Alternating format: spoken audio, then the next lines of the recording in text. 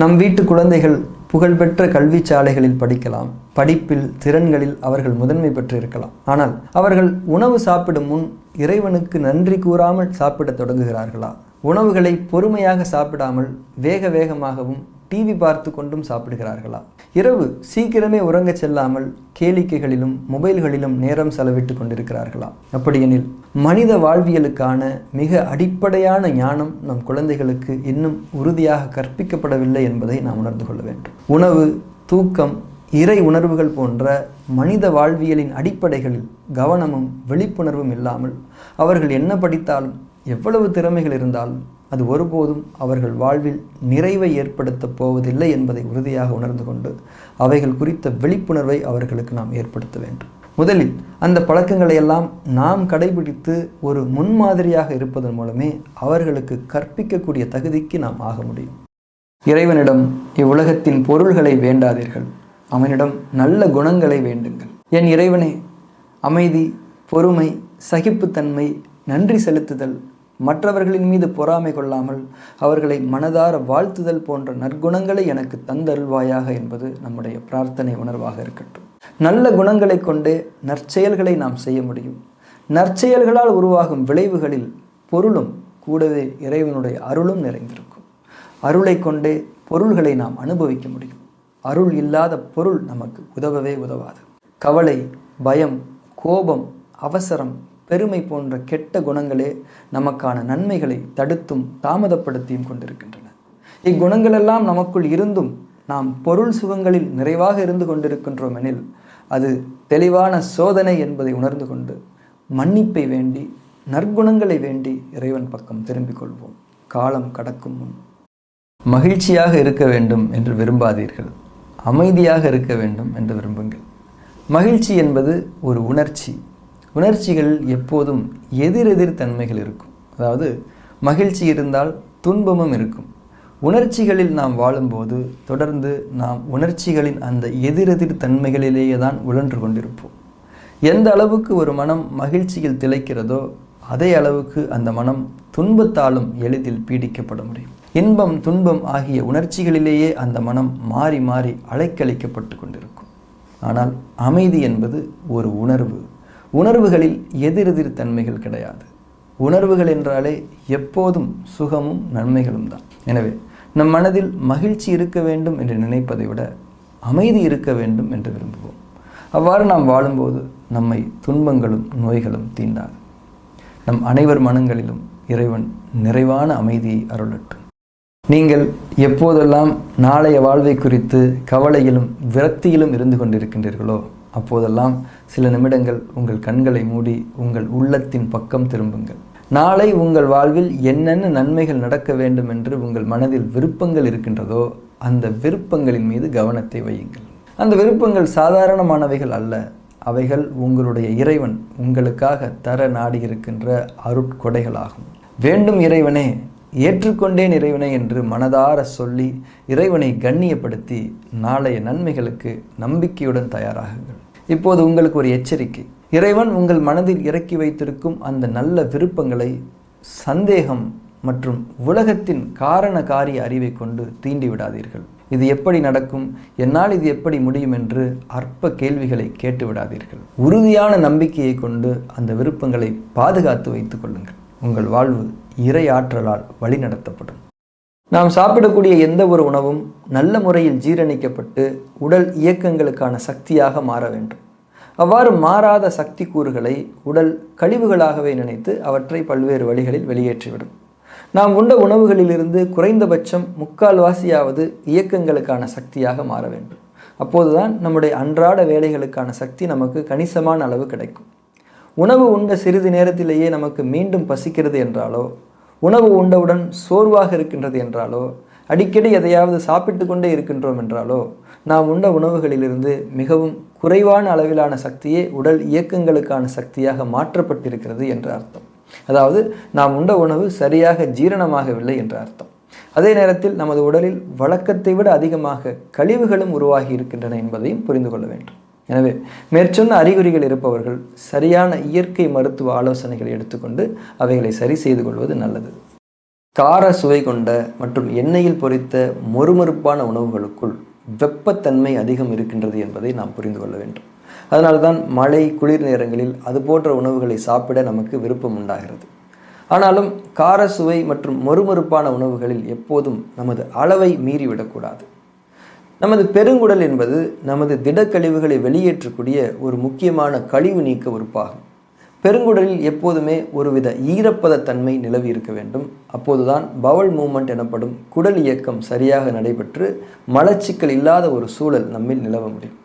ஆனால் கார சுவை கொண்ட மற்றும் மொறுமொறுப்பான உணவுகளை நாம் அடிக்கடி அளவு மீறி உண்ணும்போது ஏற்கனவே சொன்னபடி அதன் வெப்பத்தன்மை நமது பெருங்குடலின் ஈரப்பதத்தை வற்ற செய்து மலச்சிக்கலுக்கு வழிவகுக்கலாம் என்பதை உணர்ந்து கொண்டு அவ்வகையான உணவுகளில் அளவு கவனம் கொள்வோம். மலச்சிக்கல் உள்ளவர்கள் அது போன்ற உணவுகளை சில காலம் முற்றிலுமாக தவிர்ப்பதும் நல்லது. டெண்டான்ஸ் என்று சொல்லப்படக்கூடிய தசை நார்கள் என்பவை நமது உடல் கட்டமைப்பின் முக்கிய அம்சமாகும். இந்த தசை நார்கள் நல்ல நெகிழ்வு தன்மையுடன், அதாவது நன்கு சுருங்கி விரியும் தன்மையுடன் இருந்தால்தான் நமது தசை நார்கள் ஆரோக்கியமாக இருக்கின்றன என்று அர்த்தம். நமது தசை நார்கள் ஆரோக்கியமாக இருந்தால்தான் நமது இதயம், நுரையீரல் ஆகிய உறுப்புகள் நல்ல முறையில் சுருங்கி விரிந்து இயங்கி நமது சுவாசம், இரத்த அழுத்த மேலாண்மை போன்ற முக்கிய உடல் பணிகள் நல்ல முறையில் நிகழும். ஆனால் நாம் பொறுமை இழந்து கோபம் கொள்ளும் போதெல்லாம் நமது தசை நார்களுக்கான உயிரோட்டம் குறைந்து அவைகள் இறுக்கமடைகின்றன என்ற மருத்துவ சத்தியத்தை நாம் உறுதியாக உணர்ந்து கொள்ள வேண்டும். நாம் இப்போது ஏதேனும் நோய்களாலும் சுகவீனங்களாலும் துன்பப்பட்டு கொண்டிருக்கின்றோமெனில் அதற்கு ஒரு முக்கியமான அடித்தளமாக நமது கோபம் என்ற கெட்ட உணர்ச்சி இருந்திருக்கும் என்பது உறுதி. எனவே எப்போதும் கவனமுடன் சினம் தவிர்ப்போம். பொறுமையை கொண்டு எங்களுக்கு உதவி செய்வாயாக இறைவனை என்பது நமது பிரார்த்தனையாக அமையட்டும். நமக்கு உடலில் ஒரு காயம் ஏற்பட்டு விட்டதென்றால் அந்த காயத்தை குணமாக்க நமது நோய் எதிர்ப்பு சக்தி அந்த குறிப்பிட்ட இடத்தை நோக்கி காயத்தை ஆற்றும் ஆற்றல் கொண்ட புரோஸ்டாகிளாண்டின், ஹிஸ்டமின் போன்ற சுரப்பு நீர்களை அங்கே சுரக்கச் செய்கின்றது. இரத்த ஓட்டமும் பல்வேறு ஊட்டச்சத்துக்களும் அந்த இடத்தில் குவியும். காயம்பட்ட இடத்தில் நிகழும் இது போன்ற ஆற்றல் குவிப்புகளால் தான் அந்த இடத்தில் வலியும் வீக்கமும் ஏற்படுகின்றது. ஆக வலியும் வீக்கமும் நமக்குள் நடைபெறும் நோய் நிவாரண செயலின் விளைவுகள் என்பதை உணர்ந்து கொள்ள வேண்டும். நமது உயிராற்றலின் குணமாக்கும் செயல் இப்படித்தான் நிகழும். சில தொந்தரவுகளை அப்போது நாம் தவிர்க்க முடியாது.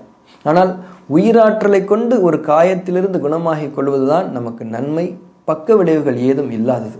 எனவே சரியான புரிதலோடும் சரியான இயற்கை மருத்துவ ஆலோசனைகளோடும் பொறுமையை மேற்கொள்வோம். புரிதலுடன் கூடிய பொறுமையின் விளைவு நிச்சயமாக பெரும் நன்மைகளாகும். கோபம் ஒரு உணர்ச்சி, பொறுமை ஒரு உணர்வு, பொறாமை கொள்ளுதல் ஒரு உணர்ச்சி, மற்றவர்களை மனதார வாழ்த்துதல் உணர்வின் வெளிப்பாடு.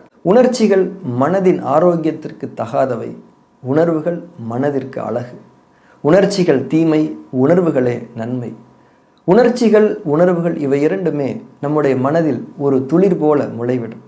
அவ்விரண்டில் எதனை நாம் வளர்த்தெடுக்கின்றோம், வெளிப்படுத்துகின்றோம் என்பது முக்கியமாகும். உணர்வுகள் எனும் நல்ல குணங்களை விட உணர்ச்சிகள் எனும் கெட்ட குணங்கள் அதி தீவிரமாக எளிதாக நம்மிலிருந்து வெளிப்பட்டுவிடும்.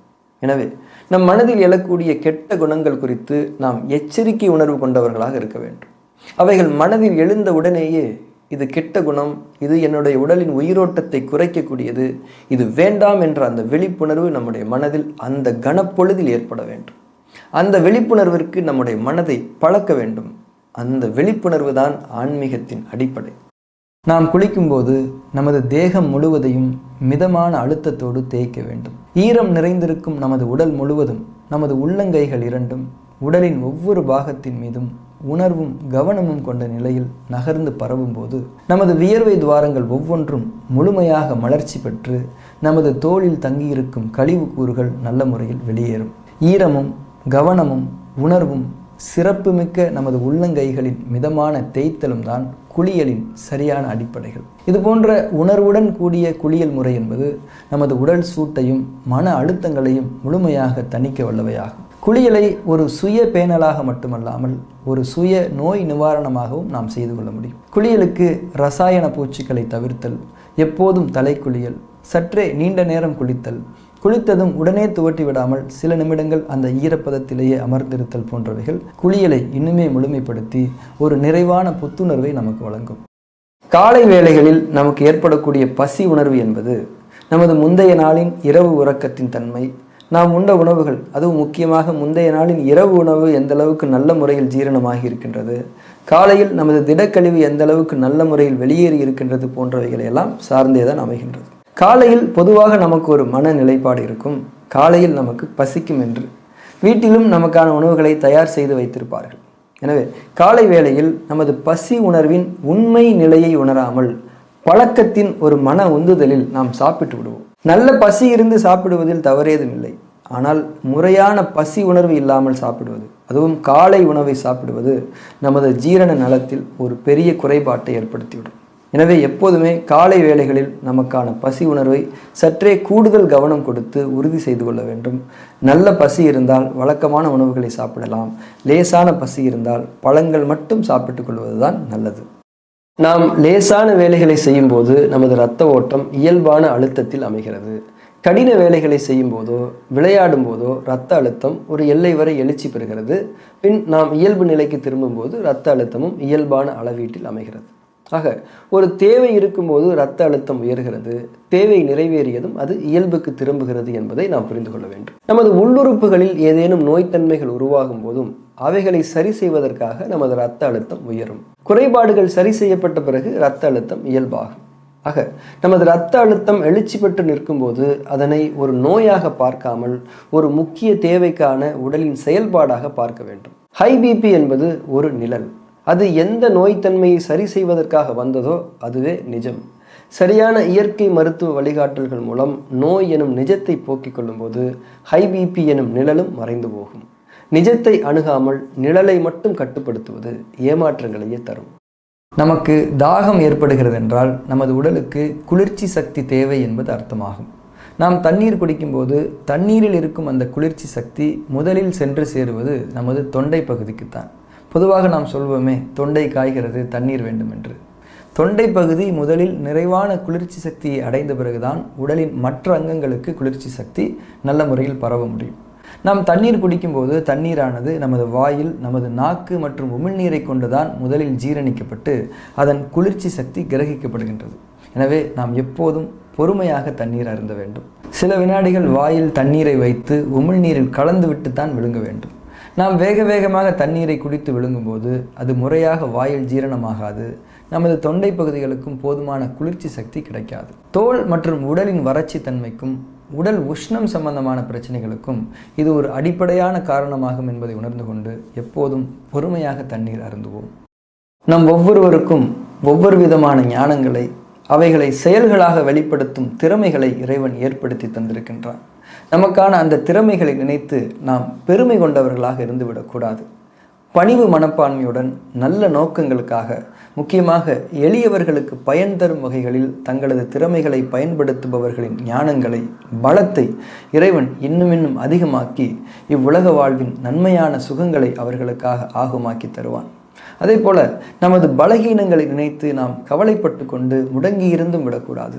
இறைவனிடம் மனதார மன்னிப்பை வேண்டி அவன் மீது நம் செயல்கள் மற்றும் விளைவுகளுக்கான பொறுப்பை சுமத்தி சோம்பல் கொள்ளாமல் நமது இயல்பான செயல்திறன்களை வெளிப்படுத்தி செயல்கள் புரிந்து வர வேண்டும். தன் மீது பொறுப்பு சுமத்தி நன்மையான நோக்கங்களுடன் செய்யப்படும் செயல்களுக்கான கூலியை இறைவன் நிறைவாக தருவான். மேலும் நமது பலகீனங்களை போக்கி நம்மை பலப்படுத்தியும் வைப்பான். அழகாக தெரிவது, அழகாக இருப்பது இரண்டிற்கும் வேறுபாடுகள் இருக்கின்றன. அழகாக தெரிவது என்பது உடல், உடை, அலங்காரம் போன்ற பொருள் தன்மைகளை சார்ந்தது. ஆனால் அழகாக இருப்பது என்பது மனம் சார்ந்தது, மனதின் குணங்கள் சார்ந்தது. நாம் மனதில் நல்ல குணங்களை கொண்டு அழகானவர்களாக இருப்பதற்குத்தான் முக்கியத்துவம் கொடுக்க வேண்டும். அப்படி இருந்து தோற்றத்தையும் கண்ணியமான தன்மைகளில் வெளிப்படுத்துவதுதான் நன்மை. ஆனால் மனதில் கெட்ட எண்ணங்களை, கெட்ட நோக்கங்களை வைத்துக்கொண்டு நமது புறத்தோற்றத்தை மட்டும் அலங்காரங்கள் கொண்டு மனிதர்களுக்கு அழகாக காட்டிக்கொள்வதும், பொய்களையும் கவர்ச்சி வார்த்தைகளையும் பேசி நம்மை நல்ல மனம் கொண்டவர்கள் என்றும் பிறருக்கு காட்டிக்கொள்வதும் இறைவன் வெறுக்கக்கூடிய செயல்களாகும் என்பதை உறுதியாக நாம் அஞ்சிக் கொள்வோம். இறைவன் நம் மனதை மட்டும்தான் பார்க்கக்கூடியவன் என்பதை எந்த சூழலிலும் நாம் மறந்துவிட வேண்டாம். எங்கள் இறைவனே, உன்னுடைய நற்குணங்களை கொண்டு எங்களை அழகானவர்களாக வாழ வைப்பாயாக என்பது நம்முடைய பிரார்த்தனையாக அமையட்டும்.